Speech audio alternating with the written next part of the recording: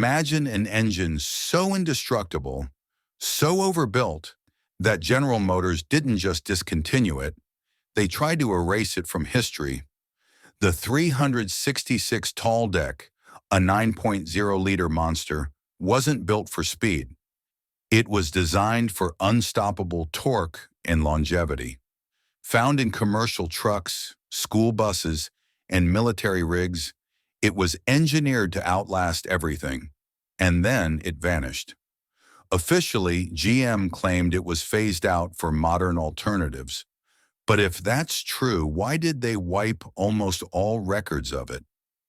Why do truckers and mechanics whisper that GM buried the 366 for a darker reason?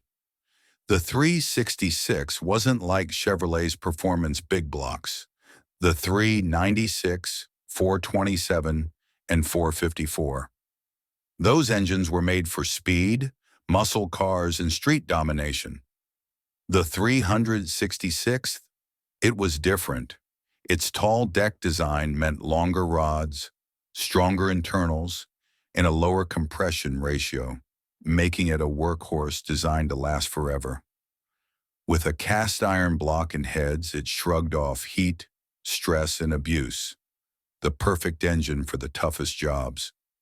But that was the problem. It was too good. Fleet owners loved it, trucking companies swore by it, and mechanics rarely had to rebuild them. And in an industry where planned obsolescence is the name of the game, an engine that refuses to break down is bad for business. GM didn't just profit from selling new trucks. They made money from replacements, repairs, and spare parts. But the 366 refused to die. If trucks lasted too long, who would keep buying new ones? Who would pay for expensive rebuilds? And here's where it gets even stranger. The 366 wasn't inefficient. Unlike other gas-guzzling big blocks, it was naturally low compression, meaning it ran cleaner than most of GM's own heavy-duty engines. When the Clean Air Act of 1970 forced manufacturers to clean up emissions, plenty of gas engines disappeared, but not the 366. It met the standards. So why did GM kill it? Some say it was corporate greed. An engine that lasts forever is an engine that doesn't generate revenue. Others point to politics. Fuel efficiency regulations pushed GM to focus on smaller, weaker engines that wouldn't undercut diesel sales. And then there's the conspiracy theory that GM didn't just kill the 366, they buried its potential. Some builders claim that with the right tuning, the 366 could have been a fuel-efficient, high-torque alternative to diesels. But rather than let that happen, GM pulled the plug. And just when you think the story ends there, it takes a wild turn. Because in the shadows of NASCAR, something unexpected happened. The 366 tall deck wasn't just built for work, it was about to shake up the racing world. And that's when it really disappeared. The 366 tall deck was never meant for speed. It was an engine built for hauling, towing, and working nonstop, not for tearing up racetracks. But in the underground world of racing, rules are meant to be broken. And when a few daring builders decided to push the limits of the 366, they stumbled upon something shocking. This industrial beast had hidden potential. Stock car racing in the late 1960s and early 70s was the Wild West.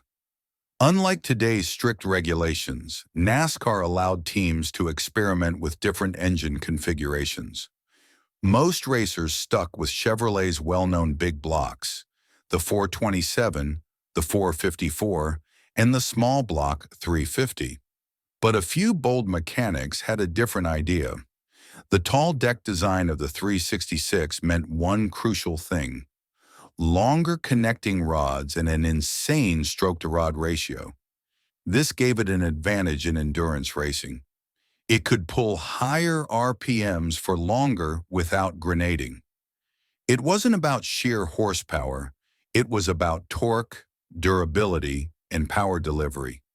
In the right hands, the 366 could be stretched, modified, and tuned into something truly special.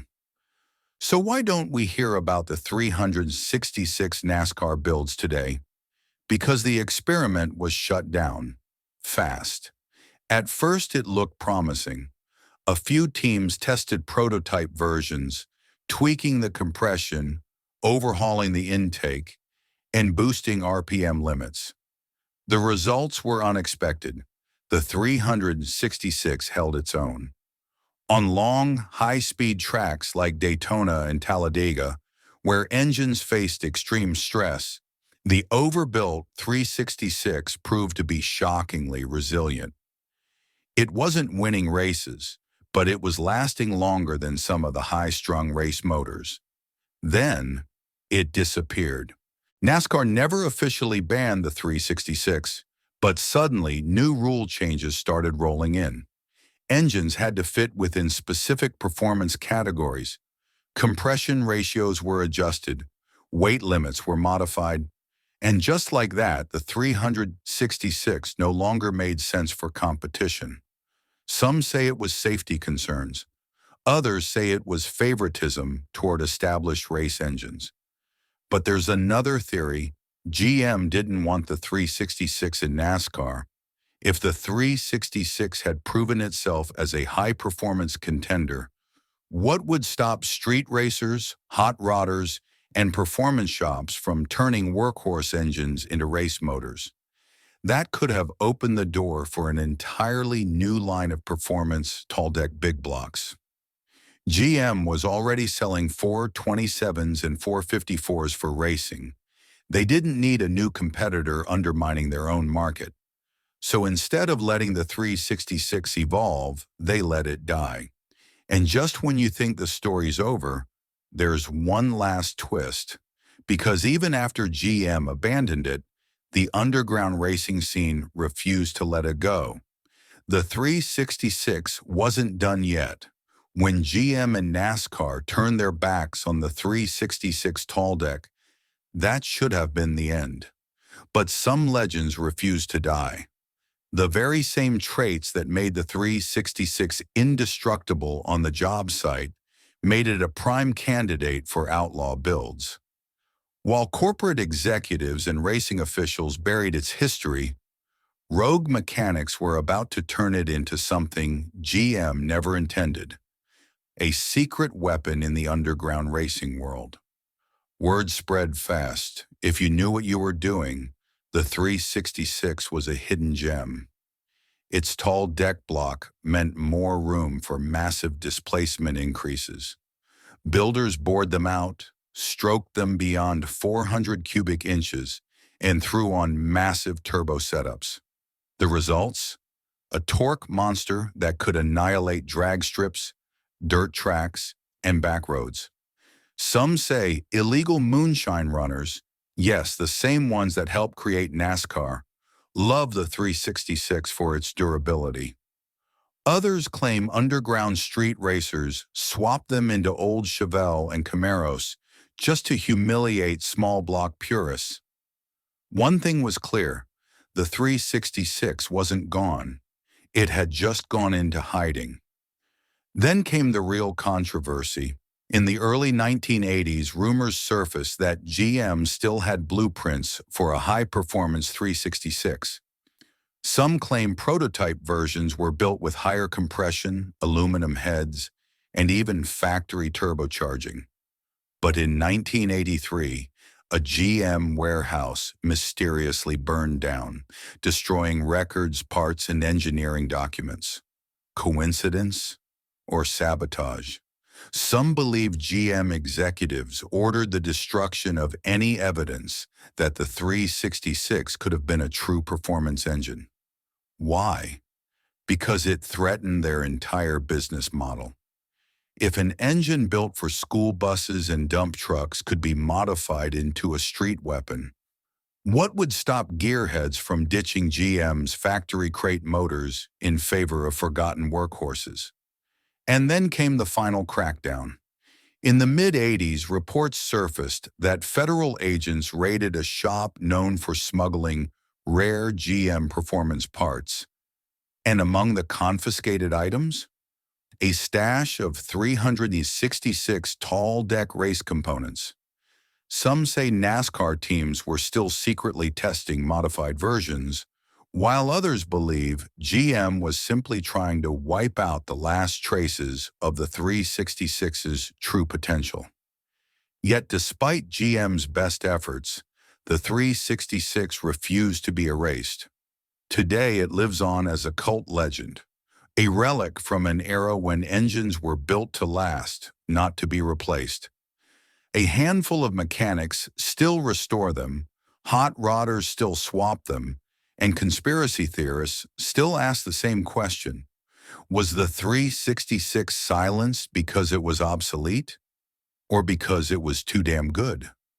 Maybe the answer is still out there, hidden in an old garage, buried in some forgotten GM archive, or sitting in a rusted-out truck, just waiting to roar back to life. Was the 366 tall deck just another forgotten engine? Or was it erased on purpose? Did GM kill it to protect their profits? Or was there something bigger at play? If you've ever seen a 366 in the wild, built one, or know a hidden piece of its history, we want to hear from you. Drop a comment below, share your theories, stories, and thoughts. And if you love uncovering rare forgotten engines and the secrets automakers don't want you to know, make sure to hit that like button, subscribe, and turn on notifications, because we're just getting started. Next up, the forbidden Dodge engine they never wanted you to rebuild. Stay tuned, because this one gets even crazier.